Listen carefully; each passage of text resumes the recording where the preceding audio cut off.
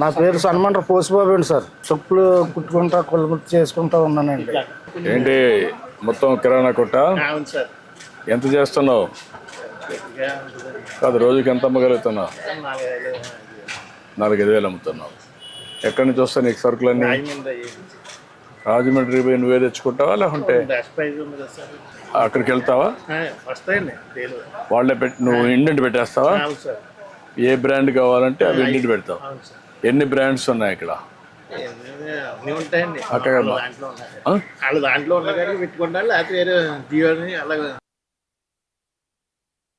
కాదు, నీకు door delivery ఇస్తున్నారు, ఇక్కడికి వస్తున్నారు కదా, ఇస్తున్నారు. ఎన్ని బ్రాండ్స్ ఉన్నాయి అంటే ఎన్ని వెరైటీస్ ఉన్నాయి? ఓ దాంట్లో 3-4 ఉంటాయి కదా.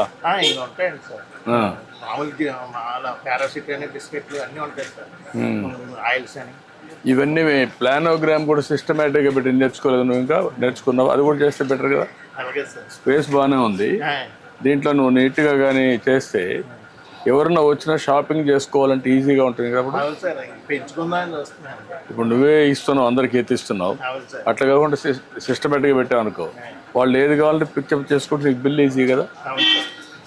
మాట్లాడదా ఏంటైనా పసుబాబు? అయ్యా నువ్వేంటి ఇదిగోండి సామానాలు కొనుక్కుంటాకు వచ్చానండి అయ్యారు. ఈ జోలు కుట్టుకుంటాకండి.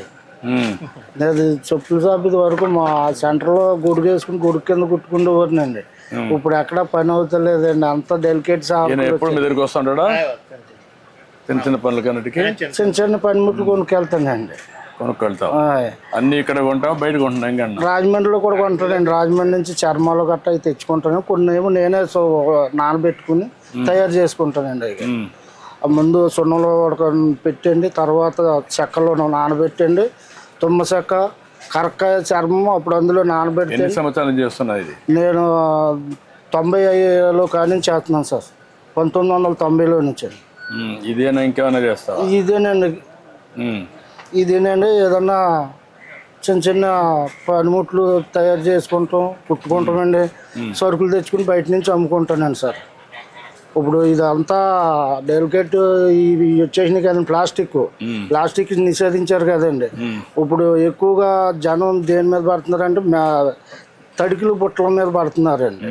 ఆ బుట్టలు తెచ్చుకుని రాజమండ్రిలో ఒకళ్ళు తయారు చేసి ఇస్తారండి మేదర్లో. అవి కూడా అమ్ముతావా? అవి కూడా అమ్ముతానండి సార్. బుట్టలు, ఫ్లవర్స్లో పెట్టుకుండే ఇవన్నీ కూడా అమ్ముతాను సార్. అక్కడి నుంచి తెచ్చుకుని ఒక 20-30 లాభం చూసుకుని అమ్మేసుకుంటాను. మీ ఊర్లో అమ్ముతావా? మా ఊళ్ళోనండి. నా దగ్గరకు వస్తారండి, ఇంటికి వస్తారండి.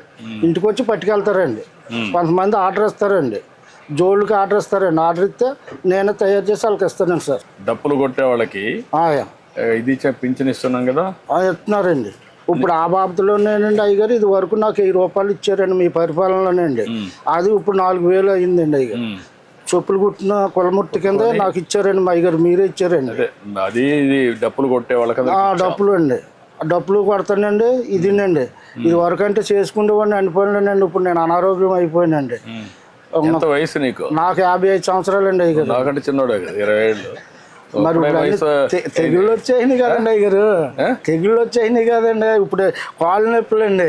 కాళ్ళు నొప్పులు కొని తెచ్చుకున్నావు? కాళ్ళు నొప్పులు అండి. మళ్ళీ అక్కడేమో కిడ్నీలో కొంచెం ఏదో ఫాల్ట్ ఉంది అన్నారండి. మొన్న వెళ్ళి వచ్చాను రాజమండ్రి అండి హాస్పిటల్కి. ఏదో అలాగా జీవనోపాధి అలా కడుక్కుంటున్నాను. ఏం చదువుకున్నావు నువ్వు? నేను 3వ తరగతి చదువుకున్నానండి. రా మీ షాప్ చూద్దారా, పోతా మాట్లాడుకో. డబ్బులు ఎంత అయ్యారు? డబ్బులు అండి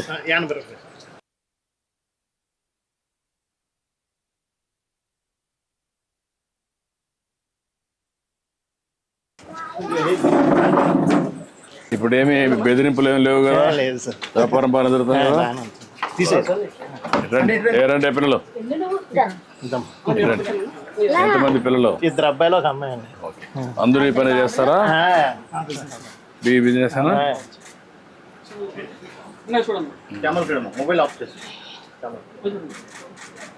ఓకే అమ్మా, మళ్ళీ ఒకసారి మాట్లాడతా. మంచిదమ్మా తల్లి, థ్యాంక్ యూ అమ్మా. ఓకే అమ్మా, పర్లేదు ఇప్పుడే వద్దు, లేట్ అయింది, 2 గంటలు లేట్ అయింది. Thank you, hello, thank you అమ్మా.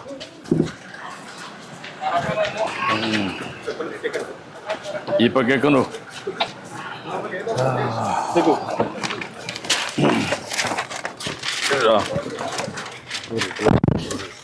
ఏంటి బస్సు, ఏంటి చెప్పు. ఏముందండి అయ్యారండి, ఇలాగ ఉన్నదండి బతికండి. దొరకో, ఈ పక్క దొరకో. ఇంకా ఎంతమంది పిల్లలు? 2 ఒక 2 అబ్బాయిలు, ఒక అమ్మాయి అండి అయ్యారండి. ఏం చదివించేవాళ్ళని? పాప 10th చదివిందండి, అబ్బాయి ఏమో ఇంటర్ చదివాడండి. 22 సంవత్సరాలు, పాపకేమో 25 సంవత్సరాలు అండి. అది పెద్ద అబ్బాయి ఏమో 26 సంవత్సరాలు అని కొద్దిగా అనారోగ్యంగా ఉందండి, చనిపోయాడండి. అతను 2002లో చనిపోయాడండి. పెద్ద అబ్బాయి చనిపోయాడు. పెద్ద అబ్బాయి అండి. రెండో అబ్బాయి ఇంటర్ చదివాడండి, ఏదో ఫ్యాక్టరీలో చేసుకుంటున్నాడండి, ప్రైవేట్గానండి. ఒక 8 ఏళ్ళు అలాగే ఇస్తున్నారు. లేదండి, 22 సంవత్సరాలు అండి సార్. ఏం చదువుకున్నాడు వాడు? ఇంటర్ అండి, ఐటీ చదివాడండి. ఇంటర్ ఐటీ చేశాడు. ఇప్పుడు నువ్వు, మీ భార్య, కొడుకు అండి. కూతురు బయట ఉందా? బయట అండి, ఇక్కడేనండి, మా మేనల్డ్కే చేశానండి. మీ మేనల్డ్కి ఏదో దేవుడు ఇచ్చిన కాదు మీ పక్కన కూకుంటాక నేను ఎంత పుణ్యం చేసుకుంటే మీ దగ్గర కూకున్నానండి. లేదు కానీ నేను కూడా నీ విషయాలు తెలుసుకుందామని వచ్చా. నేను ఏంటంటే పేదవాళ్ళకి న్యాయం జరగాలి. అయ్యో, మన పరిపాలన చాలా బాగా చేస్తున్నారండి. అయ్యారు చాలా అభివృద్ధిలోకి చేస్తున్నారండి. ఈ వైఎస్ఆర్ గారి పార్టీ వచ్చాక అడుగట్టుకుపోయిందండి మొత్తం. కొంత ఇబ్బంది పడావా? చాలా ఇబ్బంది పడ్డానండి అయ్యారు. అన్ని కరెక్ట్ చేస్తున్నా. ఇప్పుడు మీలాంటి పేదవాళ్ళందరినీ మళ్ళా మెరుగైన జీవన ప్రమాణాలు రావాలి, మీ పరిస్థితులు బాగుపడాలి. అలాగేనండి అయ్యారు, మీరు వస్తేనే మాకు బాగుంటుందండి. ఇంకా చాలా అంటే అండి ఆయన చాలా ఇప్పుడు మీరు ఇచ్చారనండి, మీ పరిపాలనలో 2017, 18లో ఇల్లు ఇచ్చారండి. అంత కోర్టు వచ్చిందండి, నేను కొద్ది కట్టుకోలేకపోయానండి. అంతే, మొత్తం బిల్లు ఎత్తమే మానేసారండి. ఆ పరిపాలన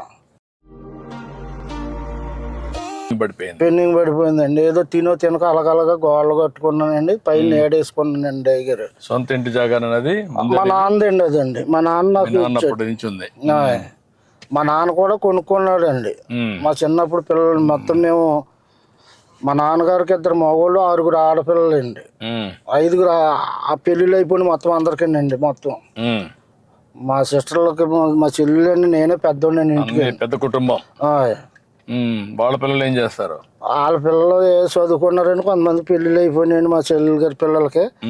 మా కుర్రోళ్ళు ఉన్నారంటే వాళ్ళు డ్రైవింగ్ చేసుకుంటారండి, తాటలు గట్ట డ్రైవింగ్, రైతులకి పొలాలు గట్ట దుంతాకండి వెళ్ళి వాళ్ళు పని చేసుకుంటారండి. నీ అభిప్రాయం, ఇన్నేళ్లుగా మీరు నువ్వు పుట్టినప్పుడు మీ పెద్దవాళ్ళందరినీ చూసాం, ఇంకా కూడా ఆర్థికంగా పైకి రాలి, కారణం ఏమంటావు? ఆర్థికంగా అంటే ఏమన్నా సార్, లేకండి ఏదో ఉండి లేక అది తెచ్చుకున్న డబ్బులకే ఆ పూట కొడతాం కష్టం అవుతుందండి. అంటే చదువుకోవాలని కూడా ఎందుకు ఆశ పుట్టడం పిల్లలకంటే ఇది వరకు అంటే ఆర్థిక సహాయం ఇప్పుడు అందిస్తున్నారు సార్. అప్పుడు లేదు కదండి, అప్పుడు లేక పిల్లల్ని చదివించలేక. ఇప్పుడు నేనే ఉన్నాను, నేను ఇంటికి పెద్దవాడినండి. నేను బడిలోకి పోదారంటే ఆ 3వ తరగతి చదివించాక ఎవరికో కాంతం పెట్టారండి. అప్పుడు ఎంత అండి, నాకు 3 రూపాయలు అండి రోజుకండి. గేదెని తోలుకెళ్తే అండి, ఆ తోలుకెళ్ళి అలగలగా తిప్పుకొచ్చి కడితే రోజుకి 3 రూపాయలు ఇచ్చేవారండి. అదైనా రైతులు వచ్చి కూడబెట్టి తీసుకెళ్ళి అలాగ నేర్పించారండి. అలాగా ఈ కళాకారికి ఇలాగ అయ్యిందండి నాకు. ఇప్పుడు నేను ఎంతమంది పిల్లలు ఉంటే అంతమందికి తల్లికి 100 కదా 15,000 ఇస్తున్నారండి. అయ్యారు ఇస్తున్నారు. అదే మరి పింఛన్లు ఇస్తున్నారండి, పెద్ద ఎత్తున ఇస్తున్నారండి. ఒక పక్క రేషన్ షాప్ లో అవన్నీ ఇస్తున్నారండి. మొత్తం క్యాంటీన్లు పెట్టాం, రైతు కూడా సహాయం చేస్తున్నాం, డప్పు కళాకారులకు ఇస్తున్నాం. అట్లా అందరినీ న్యాయం చేయాలి, మీరు కూడా బాగా పైకి రావాలని నా కోరిక. అదే అండి, బాగానే చూస్తున్నారండి అయ్యారు. మీ పరిపాలన బాగా చాలా సూపర్ గా చూసారండి. పోయిన గతంలో మొత్తం అందరిని నాశనం చేసేసారండి. నేనే కాళ్ళు అరిగేదందుకు తిరిగితేనే నాకు పని అవ్వలేదండి. అప్పుడు మాయ మాటలే ముందు నమ్ముతారు కానండి, నిజం మనం కష్టపడి మనం ఏదో చేస్తున్నాం అనుకున్నాం అనుకోండి, అవి నమ్మరు కాదండి. మాయ మాటలే ముందు నమ్మేస్తారు జనం. మాయ మాటల్లోనే గాలిలో పడతారండి. దాన్ని ఎట్లా మనం వాళ్ళ పైకి వాళ్ళ జీవితం కోసం ఇప్పుడు ఉదాహరణ తెలుసుకుంటున్నారండి. ఇప్పుడు తెలుసుకుంటున్నారండి. గతంలో తెలుసుకోలేదండి. తెలుసుకోకుండా ఆయన గారు ఏదో మాకు కొండంత వచ్చేస్తుందని ఆశపడ్డారండి. ఇప్పుడు అసిమంటిది ఏం లేదండి. అదేంటంటే ఇప్పుడు మీరు వస్తేనే మళ్ళీ బాగుపడుతుంది, మళ్ళీ ట్రిప్ మీరు వస్తేనే ఇవన్నీ పనులన్నీ సాగుతాయి. మొన్న 5 సంవత్సరాల వల్ల బాగా నష్టపోయాం కదా. చాలా నష్టపోయామండి. ఒక పనిముట్టు ఏది చేశారండి, ఏది చేయలేదు. ఒక రోడ్డు వేసారా లేదండి, ఒక కాలనీలు కట్టారా లేదండి. ఎంతసేపు అక్కడ స్థలాలు ఉన్నాయి ఇక్కడ స్థలాలు ఉన్నాయని బోకర్లు బాగుపడ్డారు తప్పండి, అసలైంది ఏమీ లేదండి. మీకు నిజమైన లబ్ధిదారులకు పేదవాళ్ళకి దక్కలా ఏమి దక్కలేదండి. పేదవాళ్ళకి అసలు ఏమీ దక్కలేదండి. అంతా బయట వాళ్ళకి బోకర్లకి వెళ్ళకండి. బోకర్లో శుభ్రంగా అక్కడ సైట్ ఉందండి, అది కొనాలండి. ఎందుకంటే వీళ్ళకి 10 రూపాయలు రావాలండి. ఆ విధంగా స్కామ్ వేసేసారండి. ఏముందండి అసలు ఎక్కడ ఏది లేదు. ఇప్పుడు నేను పెట్టింది ప్రతి నెల మొదటి తారీఖున పేదల సేవలో అందరూ రావాలి, అందరినీ కలవాలి, అర్థం చేసుకోవాలి, మీకు సహాయం చేయాలని పెట్టారు. దీనివల్ల నీ అభిప్రాయం ఏంటి? నా అభిప్రాయం చాలా మంది నోట్లో ఇలా పెట్టారు, చంద్రబాబు నాయుడు గారు బాగా చూస్తున్నారు మనల్ని అన్న అభిప్రాయం ప్రతి వాళ్ళు మనసులో హృదయంలో కలిగిందండి అయ్యారు. ఇప్పుడు వైఎస్ఆర్కి వేసినా కానీ ఏమీ లేదు మనకని ఇప్పుడు జ్ఞానోదయం తెలుసుకున్నారండి వాళ్ళు ప్రజలండి. అవును. ఇంకొక ఎక్కడికో 100కో 1 ఎవరో 10 మంది అలాగ ఉన్నా కానీ మొత్తం 90 మంది కూడా మనకే మన పార్టీకే ఇప్పుడు పగ్గం కట్టారండి. ఎందుకంటే మళ్ళీ ట్రిప్ కూడా చంద్రబాబు గారు వస్తేనే కానీ పనులు జరగవు మనకి. అక్కడ ప్రాజెక్టు ఉండదు, ఇక్కడ అమరావతిలోని ఏమి ఉండదు. 5 సంవత్సరాలు చూసామని ఒక అభిప్రాయానికి వచ్చారండి.